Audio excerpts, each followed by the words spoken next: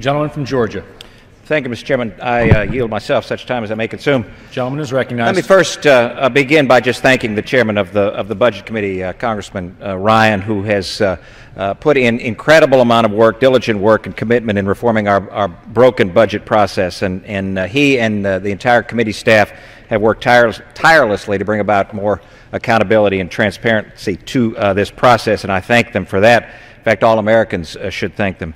Budget reforms would also not be in the spotlight were it not for the work of a number of members, but there's one member that I would like to acknowledge specifically, and that's our conference chairman, Jeb Hensarling, who has been steadfast for many years championing the Family Budget Protection Act of 2007 and the Spending Deficit and Debt Control Act of 2009 that focused on reforming our broken budget process.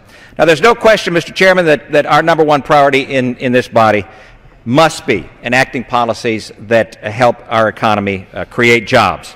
It is clear that the President's policies have failed and they are making the economy worse. And because the President clearly can't run on his record, he is denigrated into the process of division and envy politics in this country. Terribly distressing. House Republicans, as a matter of fact, Mr. Chairman, as you well know, we have a plan. We've got a jobs plan. It's a plan to put the American people back to work, and so we're delighted to be able to have an opportunity today to talk about one part of that plan. The economy is growing way too slowly, as you well know, not nearly enough jobs being created, which is one of the reasons that we introduced H.R. 3582, the Pro-Growth Budgeting Act, which, as my colleague said, could be titled the Dynamic Scoring Act.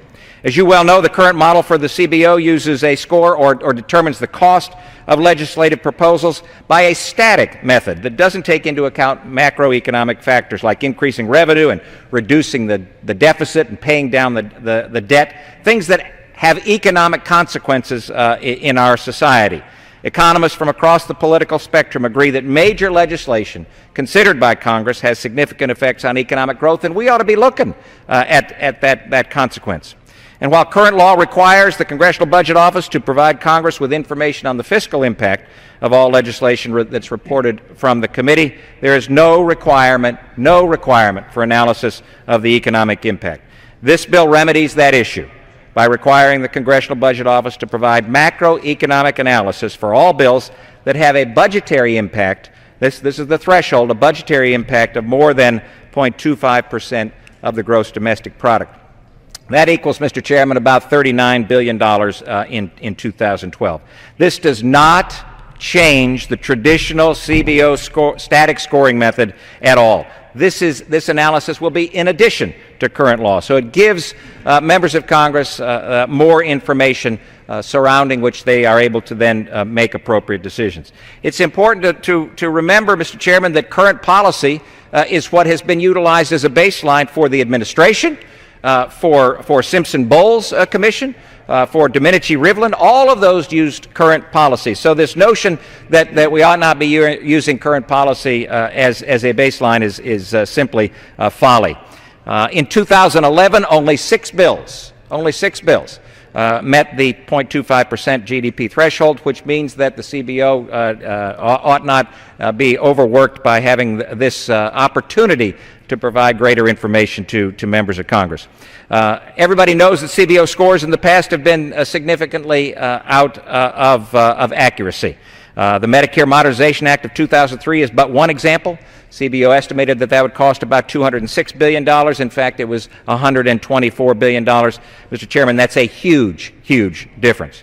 Past CBO macroeconomic work has shown that federal deficits and tax rates do, in fact, impact the economy.